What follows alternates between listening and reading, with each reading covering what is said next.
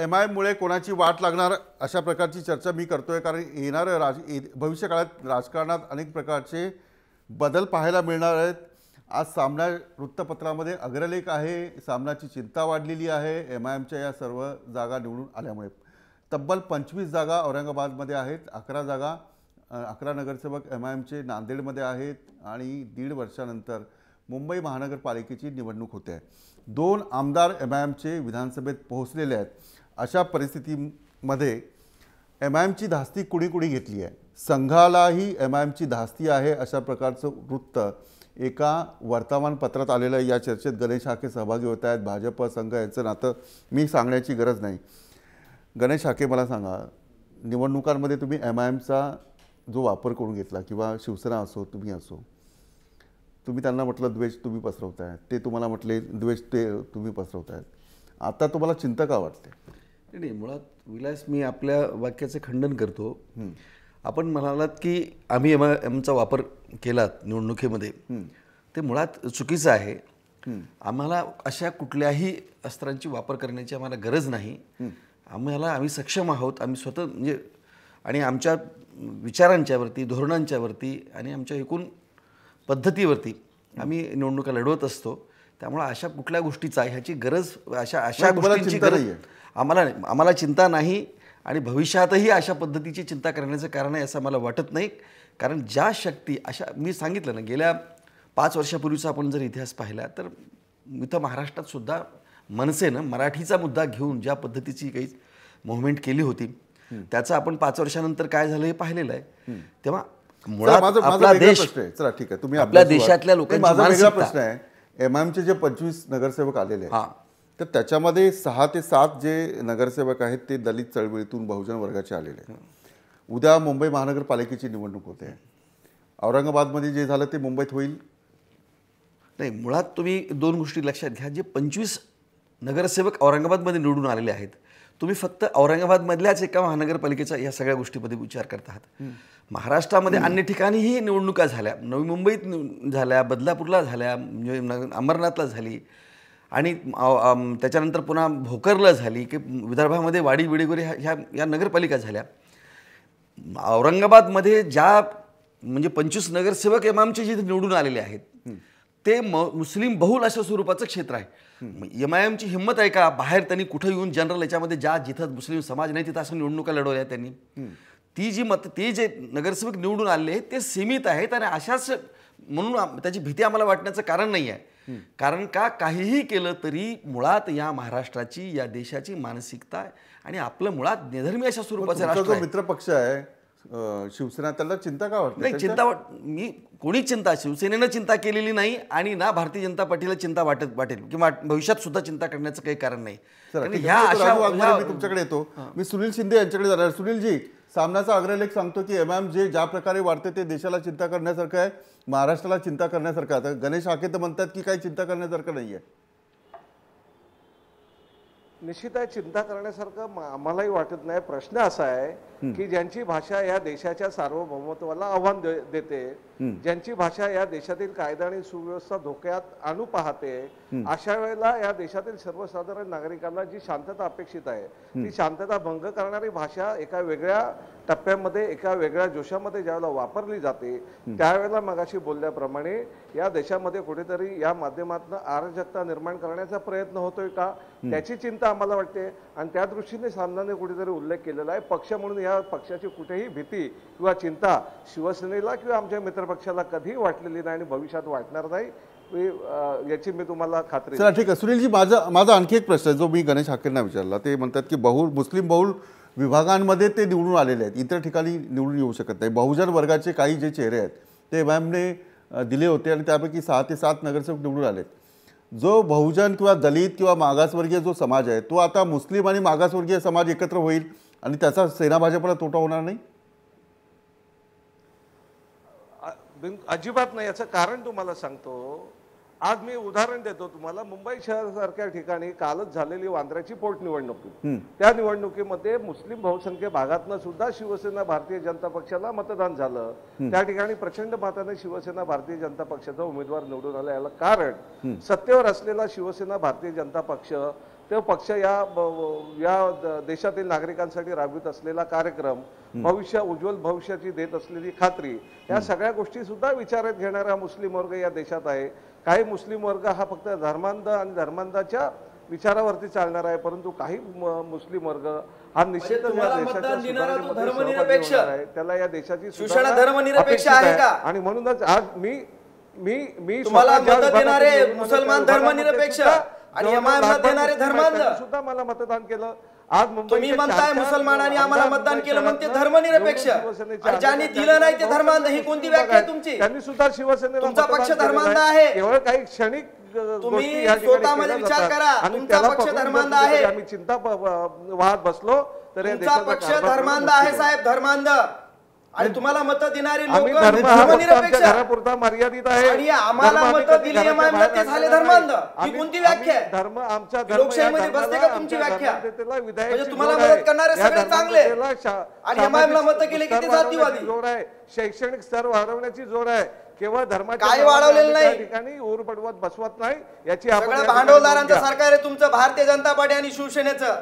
शेतकऱ्यांच्या तेवढ्याच ठीक आत्महत्या सुरू आहे. आहेत. नाही ठीक आहे, अविनाशजी थांबा. अविनाशजी मी या नंतर मी येतो. महाराष्ट्रातला अविनाश बहुजन आणि दलित उपेक्षित अविनाश मी ओबीसी येतो या तुमच्याकडे. मायेकडे अविनाश अविनाशजी मी तुमच्याकडे येतो. माझ्या दुसऱ्या मान्यवरांचा वेळ तुम्ही आता घेऊ नका.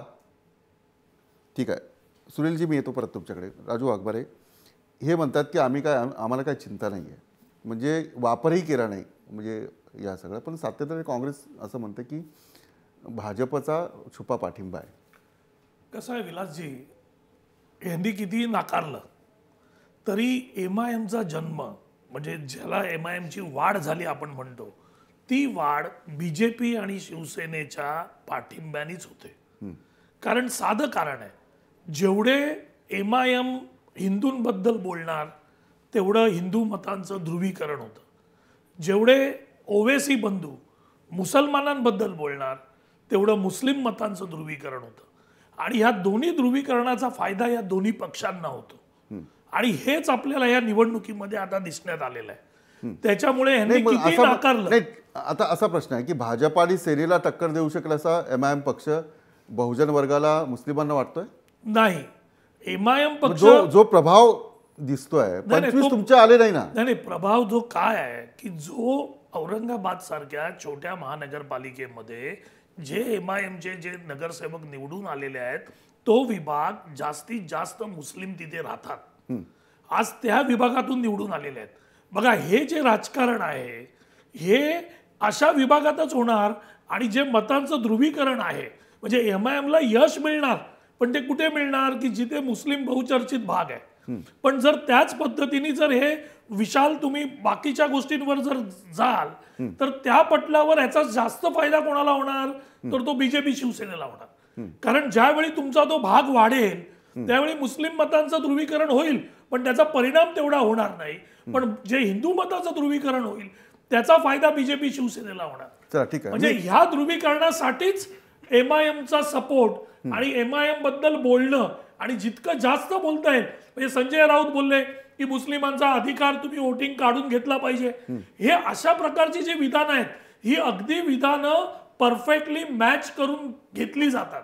ती का घेतली जातात की त्याच्यामुळे हिंदू मतांना जी जाग येईल आणि ती एका बाजूला येतील, मुस्लिम मतं बाजूला होतील आणि त्यांच्या विधानावर काउंटर विधान ओवेसी करतील, त्याच्यामुळे मुस्लिम बाजूला होतील, म्हणजे आपला फायदा होईल. हे जे राजकारण आहे विलासजी, हे आता जनतेच्या लक्षात यायला सुरुवात झालेली आहे आणि जनता याच्यापासून आता दूर होणार. मी हेमंत देसाई यांच्याकडे जातो.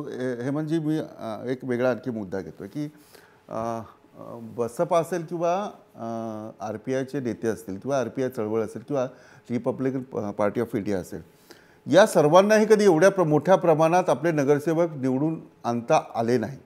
नंबर 1 हा एक मुद्दा की हे का झालं नाही. दुसरं, एमआयएम बहुजन वर्गाचा फायदा घेऊन पुढे जाण्याचा प्रयत्न करेल.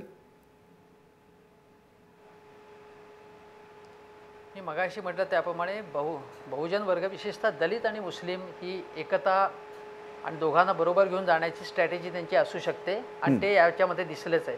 एक लक्षात घ्या आपण की औरंगाबाद हा बहुजनांच्या दृष्टीने अतिशय महत्त्वाचं शहर तिथे बाबासाहेब आंबेडकरांचं सुद्धा त्या शहराशी असलेलं नातं आपण लक्षात घ्या.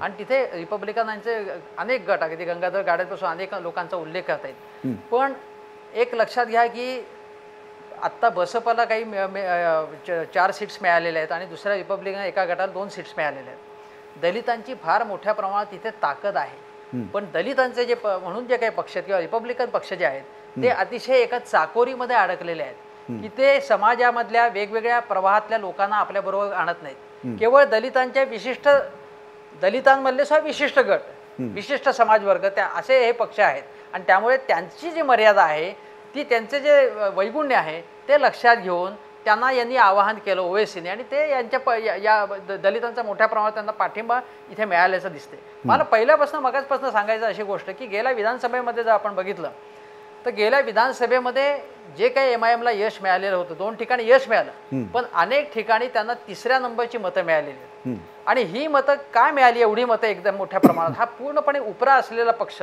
नांदेडमध्ये एकदम यश मिळवतो काय आणि पुन्हा टप्प्याटप्प्याने पुढे येतो काय. आता MIMला अंडर एस्टिमेट करून चालणार नाही किंवा नुसतं MIMला नावं ठेवली की ते धर्मांध प्रचार करतात धर्मांध प्रचार करतात. काँग्रेसनी सुद्धा निवडणुकीच्या अगोदरच्या काळामध्ये MIM सारखा नाही पण काँग्रेसनी सुद्धा सवंगपणे मतपेढीचं राजकारण मुसलमानांचं केलं आहे. त्यामुळे काँग्रेसला एवढं राजकारण करून सुद्धा मुस्लिमांचा पाठिंबा मिळत नसेल तर काँग्रेसनी आयुष्यामध्ये आपलं प्रतिबिंब पहिल्यांदा पाहिलं पाहिजे. दुसरी गोष्ट म्हणजे गेल्या विधानसभा निवडणुकीमध्ये विशेषतः भारतीय जनता पक्षाची अशी व्यूहरचना होती की MIMला थोडीशी पुष्टी एक प्रकारे अप्रत्यक्ष द्यायची की ज्याच्यामुळे काँग्रेसची वोट बँक जी आहे ती कमी होईल, काँग्रेसची पाया पूर्णपणे खचेल आणि त्याला काही प्रमाणात यश आले की काँग्रेस पूर्णपणे साफ झाल्याचं आपल्याला दिसत आहे. आता या पुढच्या काळामध्ये MIMची स्ट्रॅटेजी अशी असेल की ज्याप्रमाणे भिवंडी आहे, मालेगाव आहे, मुंबईमध्ये 7-8 मतदारसंघ असे आहेत की ज्याच्यामध्ये मुस्लिमांची पॉप्युलेशन जास्त आहे, ठाण्यासारखं शहर आहे. अशा काही पॉकेट्समध्ये त्यांनी मुळातच आपल्या कार्यकर्त्यांचं मोठं नेटवर्क उभं केलेलं आहे. त्यांना यश असं तसं आलं नाही. गेले काही वर्ष पद्धतशीरपणे प्रयत्न करण्यात आलेले आहेत. त्याच्यामध्ये आणखीन ॲडिशन म्हणू की आपण प्रक्षोभक भाषण असतील ती सुद्धा भाषण असतील पण प्रक्षोभक भाषण कोण करत नाही. भारतीय जनता पक्षाचे अनेक नेते करतात, शिवसेनेचे अनेक नेते प्रक्षोभक भाषण करतात. त्यामुळे या लोकांना MIMला नावं ठेवण्याचा अधिकार नाही. MIM जे करतंय ते सगळ्याचं समर्थन बिलकुल करायचं नाही. ते प्रक्षोभक किंवा भावना भडकाऊ करणारी भाषणं करतायत त्याचा निषेधच करायला पाहिजे पण या लोकांना त्याबद्दल बोलण्याचा अधिकार नाही. आणि या लोकांची जी वैगुण्य आहेत